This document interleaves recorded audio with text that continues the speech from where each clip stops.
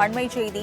அமமுக பொதுச் செயலாளர் டிடிவி தினகரனுடன் முன்னாள் அமைச்சர் செங்கோட்டையன் சந்தித்துள்ளதாக அண்மை தகவல் வெளியாகி இருக்கிறது.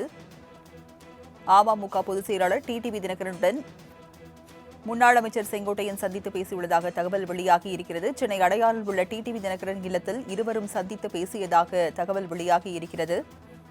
விவரங்களை செய்தியாளர் ராஜேஷ் வழங்க கேட்கலாம். ராஜேஷ், டிடிவி தினகரனை முன்னாள் அமைச்சர் செங்கோட்டையன் சந்தித்து பேசியிருப்பதாக தகவல் வெளியாகி இருக்கிறது. எத்தனை மணி நேரம் இந்த சந்திப்பு நடைபெற்றது? விவரங்கள் என்ன?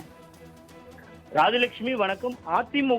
அதிமுகவை ஒன்றிணைக்க வேண்டும், அதாவது பிரிந்திருக்கக்கூடிய ஓ பன்னீர்செல்வம், சசிகலா, டிடிவி தினகரன் ஆகியோரை ஒன்றிணைத்து ஒரு வலிமையான அதிமுகவை உருவாக்க வேண்டும் என தொடர்ச்சியாக செங்கோட்டையன், அதிமுகவினுடைய முன்னாள் அமைச்சர் செங்கோட்டையன் குரல் கொடுத்து வந்தார். இந்த நிலையில் அவர் வகித்து வந்த கட்சி பதவியை எடப்பாடி பழனிசாமி அதிரடியாக பறித்தார். இதன் காரணமாக அவர் தொடர்ச்சியாக அதிருப்தியில் இருந்ததாக கூறப்பட்ட நிலையில் அவர் டெல்லி சென்று அமித்ஷா, நிர்மலா சீதாராமன் ஆகியோரை சந்தித்து விட்டு வந்தார். இதனைத் தொடர்ந்து அவர் ஈரோடு இல்லத்தில் அதிமுகவினர், அதே போல அம்மா மக்கள் முன்னேற்ற கழகத்தை சேர்ந்தவர்கள், ஓ பன்னீர்செல்வத்தினுடைய ஆதரவாளர்கள் என அனைவரும் அவரை சந்தித்து தங்களுடைய ஆதரவு அவருக்கு இருப்பதாக தெரிவித்தார்கள்.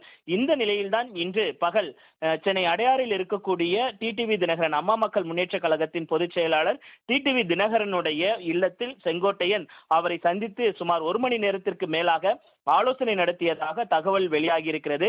இந்த ஆலோசனையில் பல்வேறு விஷயங்கள் விவாதித்ததாக கூறப்படுகிறது. ஏற்கனவே தேசிய ஜனநாயக கூட்டணியில் இருந்து நாங்கள் வெளியேறிவிட்டோம், எந்த விதத்திலும் எடப்பாடி பழனிசாமியை நாங்கள் முதலமைச்சர் வேட்பாளராக ஏற்றுக்கொள்ள மாட்டோம் என்று ஏற்கனவே அவர்கள் திட்டவட்டமாக டிடிவி தினகரன் தெரிவித்திருக்கக்கூடிய சூழ்நிலையில் செங்கோட்டையன் டிடிவி தினகரனை சந்தித்து பேசியிருப்பது என்பது அரசியல் முக்கியத்துவம் வாய்ந்ததாக பார்க்கப்படுகிறது. என்ன பேசினார்கள், அடுத்த கட்ட நடவடிக்கைகள் என்னவாக இருக்கும் என்பது குறித்து நாம் பொறுத்திருந்துதான் பார்க்க வேண்டும். ராஜலட்சுமி, விவரங்களை வழங்கியதற்கு நன்றி ராஜேஷ்.